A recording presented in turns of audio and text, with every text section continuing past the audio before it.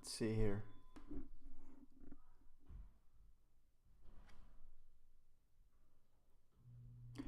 All right, good morning, everybody. Happy Monday. It's Serge Berger here from The Study Trader. We are about to get started here in just 1 minute. Remember, this is our new morning show here on YouTube, 15 minutes, and we're going to go through, I think, one of the most important transitions that we are likely going to experience here for the next, 5, 10 plus years, and that is the in the hard asset space. In this case, looking at lithium, there's an M&A transaction taking place this morning being announced, and of course we are starting to see and have seen pressure there. So this is something that we want to start talking about here in just 1 minute. If you guys can hear me okay, just give me a quick yes or something in the chat box, and then we're going to get started in just maybe 1 more minute. I want to make sure we give everyone enough time to quickly log in here. So we'll get started here in just a minute.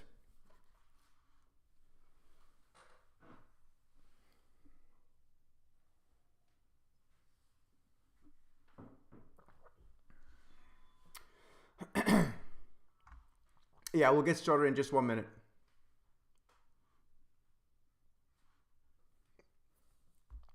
Perfect.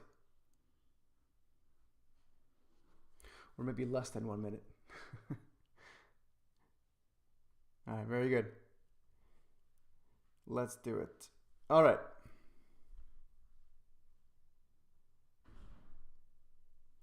Okay, very good.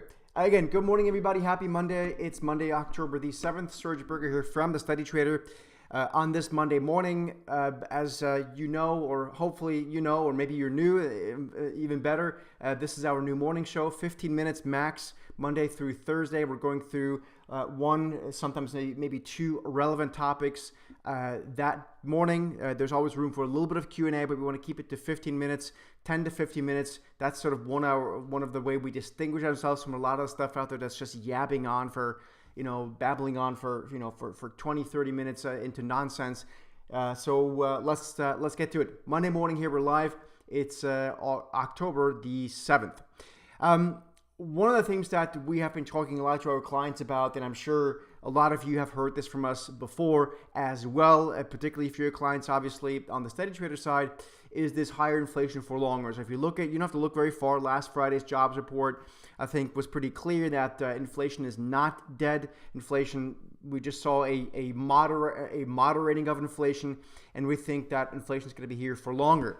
You couple that inflation sort of backdrop with maybe some of the whys, some of the whys, and we address this much more detail with our clients directly in the conversations. But some of the whys is quite simply just because we have a growing world population, a lot more people coming out of poverty, and that just leads to a lot of demand in the energy space, for example. Then we have deglobalization, meaning we have geopolitical tensions rising. Honestly, those are just a few things. The list is about 10, 15 things deep. And so all this leads to essentially higher inflation for longer.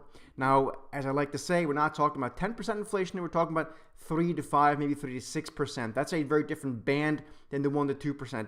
Most of us alive have not seen higher inflation. And, if you were alive back in the 70s when there was a lot of inflation, you most likely were not an investor. Some people were, most people were not, right? And so that does not really count as you having experienced investing through inflation. Again, there are some people out there who did that. Most of us have not. And so that's a very, very different environment, and it requires a very different asset allocation. So let's get to the two things I want to talk about this morning. Number one, the bond market, and this all ties into higher inflation. So if you look at the 2-year yield over the past number of weeks, you can see we obviously saw yields drop from the summer in July, just sort of mid-July or just after the 4th of July, from like 4.6% all the way down to 3.5, 3.55. About 2-3 weeks ago at this point, and now the 10 year is actually above 4%. The 2 year I think is still below 4%. The 10 years above 4%. The 2 year is still below 4%. But this is telling us that inflation is not dying, right? It's not dying. It's still here. It's just moderated. Inflation, we think, is going to be higher for long, and this has a massive implication to asset allocation. Now, we've talked about this. Let's talk about what's happening this morning. Well, this morning we are seeing a deal being at least. I don't think it's through. I haven't actually read the actual deal notes this morning in detail, but one of the things that's inflationary is hard assets. So you look at things like copper, you look at things that, to a lesser extent, gold's a little bit differently, but even silver, and certainly something like lithium. Now, lithium, if you don't want to be using, more derivative kind of products, can be looked at through the lens of an ETF that is by the ticker symbol of LIT. LITT is in Theodore. And this ETF, albeit not very old, it's only been listed since 2010. It tells us the story of reinflation, of inflation not dying and coming back in a very, very nice, and clear manner. Now, why do we care about lithium? We care about lithium because it is one of the main ingredients into like rechargeable batteries. So whether we're talking about maybe on a phone, and I'm not sure, I'm not an engineer how much goes into a phone and so forth versus like a car battery, right? But rechargeable batteries are one of the great demand is one of the great sources of demand for lithium. Now, lithium, as I actually mentioned here last week as well, the LIT ETF reflated over the past number of weeks since, let's say, early September by about 33%. Now, you're wondering, what the hell does this have to do with anything, sir? Just tell me about NVIDIA. First of all, if that's all you care about, you're probably in the wrong spot, because there's more to life and to investing than NVIDIA, albeit that is a great company, right? So there's not an anti-NVIDIA comment. I just want people to start diversifying a bit, because it's getting extremely laughable in terms of the concentration risk that people are comfortable with. So if you look at lithium, and you look at the chart of lithium, and you look at the chart of the 2-year yield that I just showed you before. So I'm trying to bring things here together in one chart. So I showed you the 2-year yield chart, right? We're hooking back up to the upper right. Does not mean that yields can't go lower, but it just shows you that it's not going to go down in a straight line. And lithium and the 2-year yield are in many ways a very similar chart. It's not the same chart, but it's a similar chart, right? So you can see the 2-year yield going back up is more or less in sync. In fact, it's almost exactly in sync with lithium going back up, right? So that inflation backdrop is really, really important. Next thing, what about is Sir just making up lithium and whatever? No, there's other companies like Rio Tinto, which I used to be a part of a structured product that was developed. This is 20 years ago, not quite, 18 years ago. There was a huge structural product on Rio Tinto that we issued at JP Morgan. And so I got very familiar with this company. This is a UK-based, well, actually the company is very global, but it's UK listed, but the US stock, before you turn off here and say, well, I just want US stocks, is RIO. Okay, the ticker symbol is RIO on the US exchanges. The main ticker is actually UK listed. I'm just telling this for transparency purposes because a lot of people, I don't think, have that sort of global perspective, unfortunately. So RIO. Now, why do I care about Rio Tinto? I care about Rio Tinto because this morning, or today, they announced that they want to buy a company called ALTM, okay? So let's go into our chart and type in ALTM, and ALTM is Arcadium Lithium, all right? Arcadium Lithium, let me put this in here, ALTM is a company that is in the business of lithium, right? So here you are. I'm just gonna give you this so you can kind of see this, all right?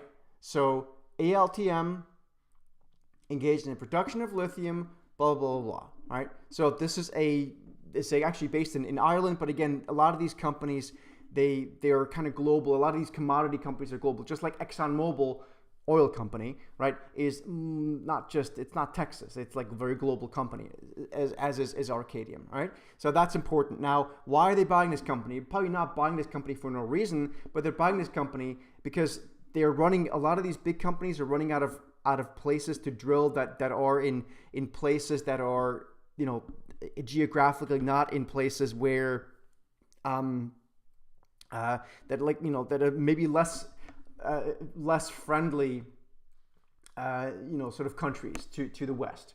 And so companies like Rio Tinto are looking to purchase other companies that have basically drilling, or not drilling, but in the case of lithium, it's digging up stuff out of the ground. So that's what's happening this morning. So it all ties together. And so then on top of this morning I had a phone call, our morning call with my colleague JB, who many of you guys know, of course, from the Credit Spread Authority or from Inner Circle. And he brought up to my attention, and I was not aware of this at all, actually. He brought up a company called ticker symbol ALB. All right. Now, this is a company, Albemarle Corporation, and I'm probably totally butchering the name. This is a North Carolina-based company, and they are in the business of manufacturing engineering special chemicals, right? So basically, lithium is one of their things, right? And so I'm bringing this up because there's more to this lithium story that I think a lot of people really care to admit or are aware of. So long story short, this is an inflation story and it's a demand story. And I personally really like the idea of being long lithium, whether that's through an individual stock, which has a lot more risk, keep that in mind, than an ETF, all else being equal. But something like LIT, the ETF, plays very favorable into the higher for longer inflation story, the demand story of lithium, which is basically huge tailwinds from the electrification of the world, right? So again, like I said before, rechargeable batteries. So that's really what I want to go through. Higher inflation, lithium. If you guys have any questions, I'm happy to stick around another 2 minutes. Again, we're trying to keep this to 10 to 15 minutes. Any questions, let me know on this topic, and I'm happy to address them. Otherwise, we will see you guys again back here tomorrow. We are going to be switching over to the Inner Circle chat room here in a minute. If you're an Inner Circle member or a Credit Spread Authority member or a GAP member, we're going to be doing a live GAP trade if there is one to do in Inner Circle and GAP chat rooms.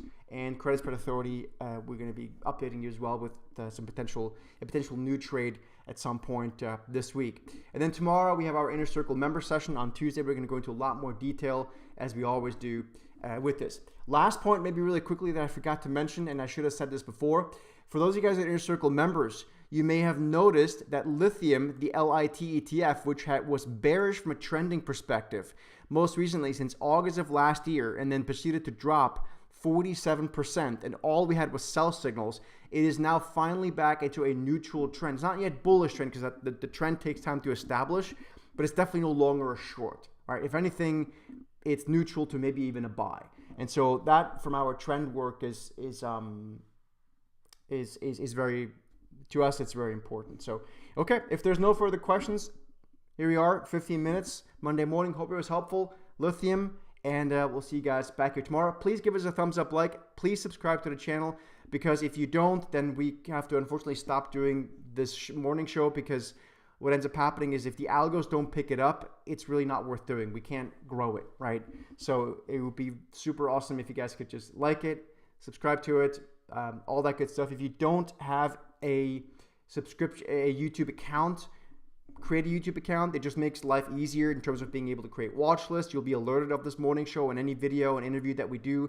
You get like a pop-up on your screen. It just makes your life easier in general. So anyway, that's where we are. Good morning and happy Monday. Hope it was helpful, and we'll see you guys back here tomorrow morning at 9 o'clock Eastern, New York time, tomorrow morning, Tuesday. Thanks for joining.